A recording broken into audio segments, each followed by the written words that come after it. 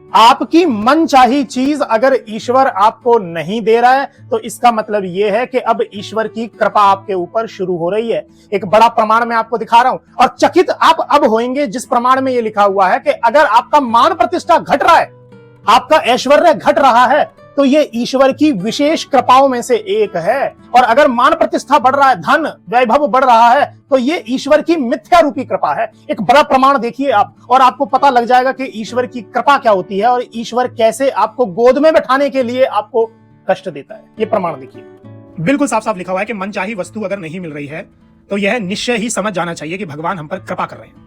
भगवान की कृपा कोई एक रूप नहीं है, वह ना मालूम कब किस रूप में प्रकट हो जाए। और जो जगत में असफलताएं आपको मिल रही हैं, आप उदास हो, परेशान हो, ये उसका एक रूप है, मतलब उसकी कृपा का ही एक रूप है।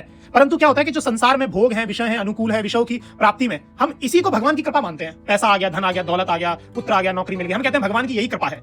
ये भगवान की कृपा का एकांकी दर्शन है। एकांकी मतलब एक तरफा, और एक प्रयास से असत दर्शन है। असत बोलते हैं निमित्त, बेकार, असत दर्शन है। भगवान की कृपा अगर आपको पानी है तो भगवान की कृपा कैसे होगी आप समझिए यहां पर। बल्कि जहां भगवान हमारे अनुकूल विषय भोगों का अपहरण करते हैं, उनको विनाश कर देते हैं, विषय भोगों का अपहरण करके विनाश कर देंगे, वहां भगवान की कृपा विशेष रूप से प्रस्फुटित होती है। जब मनुष्य भगवान को भूल जाता है, उसकी अवहेलना करता है, अध्यात्म को, परमात्मा को सर्वथा भूलकर जगत की लौकिक स्वार्थ में अपने आप को सिद्धि में लग जाता है, मतलब ईश्वर को भूलकर काम, वासना, लाभ, लोभ इनमें पड़ जाता है, तो फिर ईश्वर क्या करते हैं? तब भगवान कृपा करते हैं। और कैसे कृपा करते हैं? बड़ी शानदार बात लिखिए। पाप के प्रवाह में बह रहा है, भगवान उसकी सफलता को बलात्कार से अपहरण करते हैं। जो भी आपके पास उपलब्धियां हैं उनको छीन लेंगे। जो वस्तुएं उसे अभिलाषित हैं, उसे लगता है कि यह वस्तु मुझे मिल जाएगी आगे चलकर, उसे प्राप्त नहीं होने देते।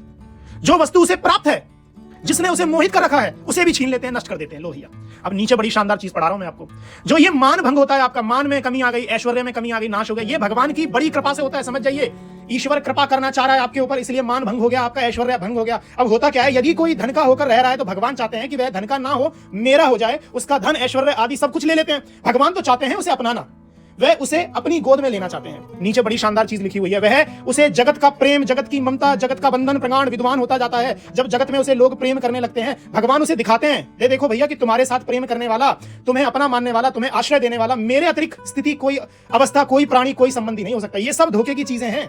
ये सारी चीजों को छीन लेते हैं। फिर ईश्वर बता रहे हैं कि ये सारी चीजें जो मिथ्या हैं, वह धोखे की चीज मान ले, इसके लिए भगवान ऐसी स्थिति उत्पन्न करते हैं, वो समझ जाए मनुष्य कि सारी चीज धोखा है। धन दौलत छीन लेंगे, अपने छीन लेंगे, हर किसी को दूर कर देंगे, ताकि मनुष्य को समझ आ जाए कि ये धोखे की चीज है। इसीलिए भगवान ऐसी स्थिति उत्पन्न करते हैं। जैसे हम आपसे प्रेम करते हैं, आपके लिए प्राण देने की बात करते हैं, पर कहीं आप पर कोई लालचन लग जाए, आपका कोई पाप प्रकट हो जाए, जगत आपसे घृणा करने लगे, आपके पास बैठने, लोक लज्जा अनुभव होने लगे, उस समय हम आपके पास नहीं बैठ सकेंगे।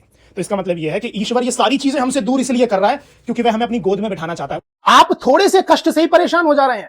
आप मुझे एक भक्त बता दीजिए जिसपे ईश्वर ने कृपा की और उस पे कष्ट ना आए हो। एक बता दीजिए। ध्रुव का उदाहरण ले लीजिए, सुदामा का उदाहरण ले लीजिए, प्रहलाद का उदाहरण ले लीजिए, मीरा का उदाहरण ले लीजिए। मां देवकी के 6 बालकों की मृत्यु हुई, तब जाके श्री कृष्ण आए देवकी के गर्भ में। आप बताइए, क्योंकि भगवान अगर कृपा करना चाह रहे हैं तो कष्ट भी मिलेंगे, और ज्यादा कष्ट मिल रहे हैं तो समझ जाइए कि ईश्वर की कृपा शुरू होने वाली है। मैंने इस पे 2 वीडियो पहले भी बनाए हैं। दुख का मतलब यह है कि अब ईश्वर कृपा करने वाले हैं, और सुख का मतलब यह है कि ईश्वर अपनी कृपा से हमें वंचित रख रहा है।